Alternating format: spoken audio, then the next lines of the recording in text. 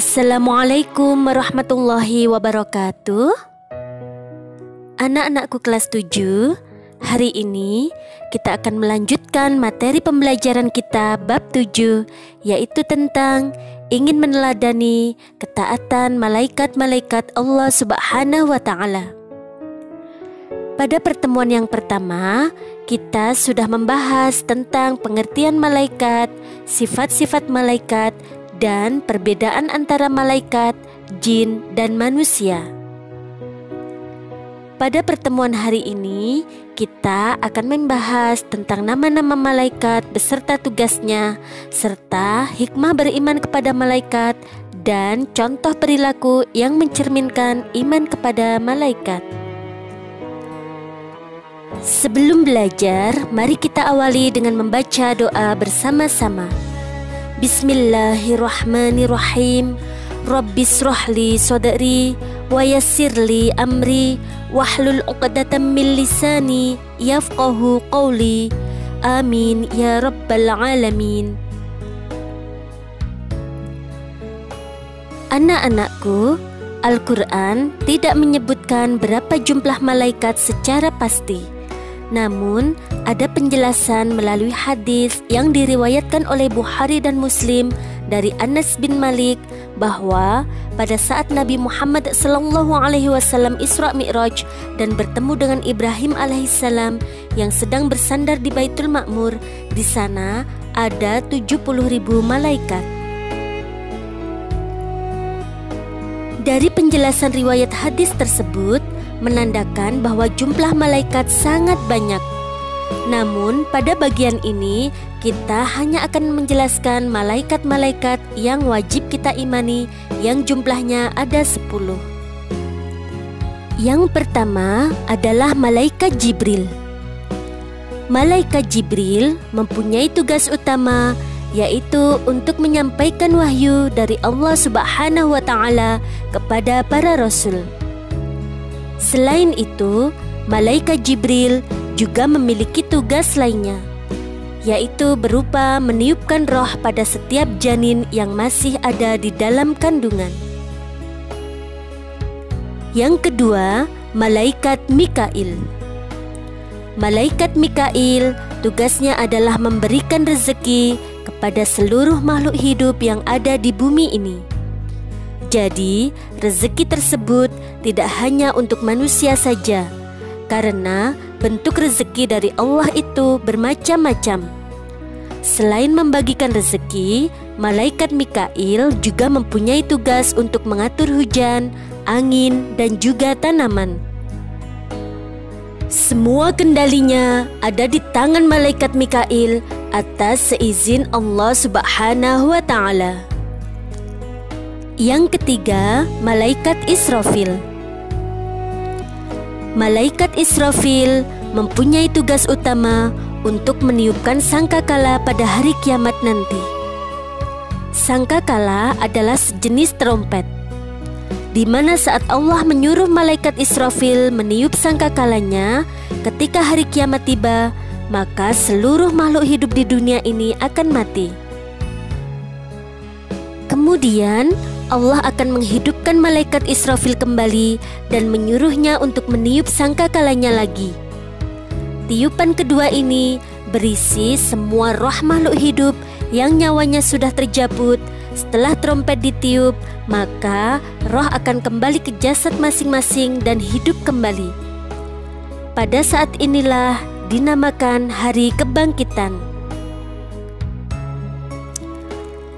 Yang keempat adalah malaikat Izrail. Malaikat Izrail mempunyai tugas utama, yaitu untuk mencabut nyawa semua makhluk hidup yang ada di dunia ini. Tidak ada satu makhluk hidup pun yang akan terlewat dari takdirnya jika memang sudah waktunya mati. Maka malaikat Izrail akan mendatangi makhluk hidup tersebut dan akan mencabut nyawanya. Yang kelima, yaitu malaikat Munkar. Malaikat Munkar memiliki tugas utama, yaitu menanyai manusia yang sudah mati di dalam kubur. Malaikat munkar akan menanyai perihal keimanan seseorang. Malaikat munkar ini hanya akan mendatangi seseorang yang selalu berbuat keburukan di dalam selama hidupnya. Malaikat munkar diceritakan akan datang pada manusia yang sudah dikubur dengan wujud yang sangat menyeramkan. Ia membawa godam sebagai senjatanya. Jika orang tersebut tidak bisa menjawab pertanyaannya, maka manusia tersebut akan dihantam dengan godam hingga hancur. Kemudian dibangkitkan dan ditanyai kembali. Jika masih tidak bisa menjawab, akan dihancurkan lagi. Begitu seterusnya hingga hari kebangkitan tiba. Yang keenam, malaikat nakir. Sama halnya dengan malaikat munkar, malaikat nakir mempunyai tugas menanyai orang yang sudah mati di dalam kubur. Bedanya, malaikat nakir hanya akan mendatangi orang-orang yang selalu berbuat baik selama hidupnya. Malaikat nakir juga memiliki wujud yang lebih indah untuk dipandang. Orang-orang yang didatangi malaikat nakir ini akan masuk ke dalam syurga atas izin dari Allah Subhanahu wa Ta'ala.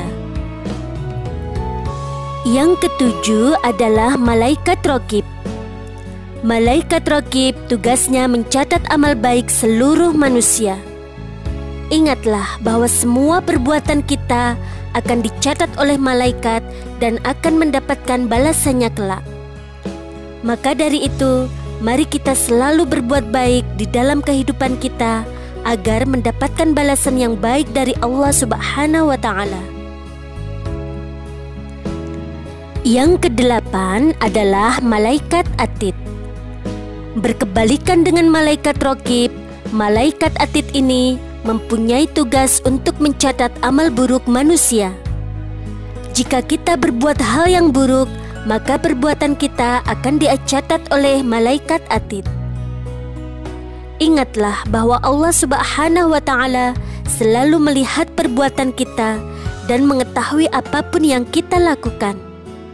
Maka dari itu, mari kita menghindari perbuatan buruk di dalam kehidupan kita.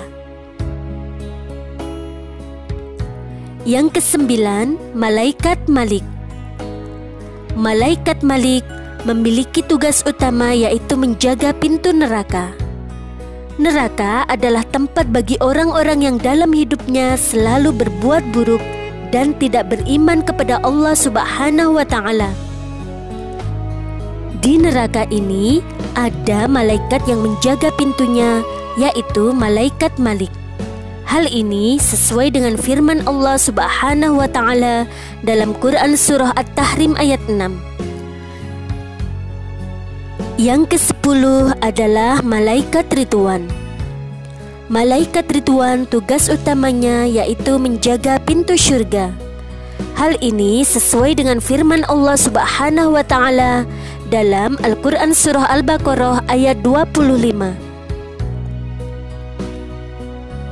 Anak-anakku, dengan memperhatikan tugas para malaikat, ada beberapa hikmah yang dapat kita petik dari beriman kepada malaikat. Antara lain, akan memberikan motivasi kita untuk selalu taat dan bertakwa kepada Allah Subhanahu wa Ta'ala, seperti ketaatan para malaikat. Dengan beriman kepada malaikat, maka malaikat mengawasi perkataan dan perbuatan kita, sehingga kita akan lebih berhati-hati dalam berbuat. Akan memberikan rasa optimis untuk selalu berusaha, karena Allah Subhanahu wa Ta'ala akan memberi ilmu melalui malaikat Jibril dan memberikan rezeki melalui malaikat Mikail. Memotivasi kita untuk selalu beramal soleh, karena bekal itulah yang akan kita bawa kelak ketika meninggal dunia untuk menghadapi pengadilan Allah Subhanahu wa Ta'ala. Anak-anakku, salah satu contoh perilaku beriman kepada malaikat Allah yang bisa kita terapkan di dalam kehidupan kita sehari-hari, antara lain kita harus selalu berusaha mencari dan memohon hidayah kepada Allah Subhanahu wa Ta'ala. Selalu memohon kepada Allah Subhanahu wa Ta'ala agar diselamatkan dalam menghadapi musibah maupun saat terjadinya hari kiamat. Anak-anakku, setelah mempelajari materi ini, tugas kalian buatlah contoh perilaku orang yang beriman kepada malaikat selain yang sudah saya jelaskan. Selamat belajar, semoga kita semua bisa meneladani ketaatan malaikat-malaikat Allah Subhanahu wa Ta'ala. Mari kita akhiri pembelajaran hari ini dengan membaca hamdalah bersama-sama. Alhamdulillahirabbil alamin. Terima kasih, semoga menjadi ilmu yang bermanfaat dan barokah. Ada kurang lebihnya mohon maaf. Akhirul kalam, wabillahi taufiq wal hidayah, waridha wal inayah. Wassalamualaikum warahmatullahi wabarakatuh.